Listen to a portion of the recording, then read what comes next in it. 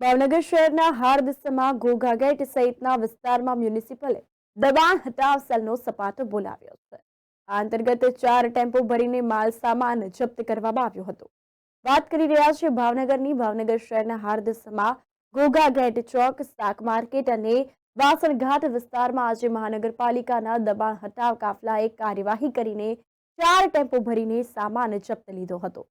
તેમજ અડચણરૂપ બને તે રીતે પાર્ક થયેલ 4 વાહનને લોક કરી ₹6,000નો દંડ વસૂલ્યો હતો. ઘોઘા ગેટ ચોકમાં ખાસ કરીને બિઝનેસ સેન્ટરની ફરતે ગેરકાયદેસર લારી પાથરણાવાળા અડ્ડો જમાવે છે અને રાહદારીઓ અને વાહન ચાલકોને ભારે અડચણરૂપ બને છે.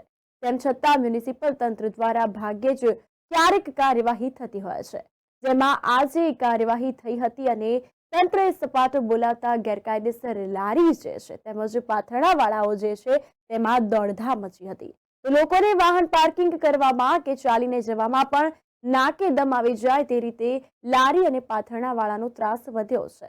તેમ છતાં મ્યુનિસિપલ દબાણ હટાવ કાફલાની કામગીરી આ વિસ્તારમાં નબળી પુરવાર સાબિત થઈ છે. આ અંતર્ગત દ્રશ્યો પણ આપ જોઈ રહ્યા છો.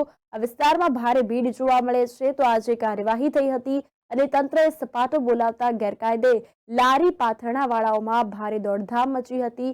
લોકોને વાહન પાર્કિંગ કરવામાં કે ચાલીને જવામાં પણ નાકે દમ આવી જાય તે રીતે લારી તેમજ પાથરણાવાળાનો ત્રાસ દિવસે ને દિવસે વધી રહ્યો છે. છતાં મ્યુનિસિપલ દબાણ હટાવ કાફલાની કામગીરી આ વિસ્તારમાં નબળી પુરવાર થઈ છે અને આ દરમિયાન આજરોજ 4 વાહનોને જપ્ત કરવામાં આવ્યા છે અને ₹6,000નો દંડ વસૂલ્યો છે. તો ઘોઘા ગેટ ચોકમાં ખાસ કરીને બિઝનેસ સેન્ટરની ફરતે ગેરકાયદેસર લારી તેમજ પાથરણાવાળા અડ્ડો જમાવતા હોય છે.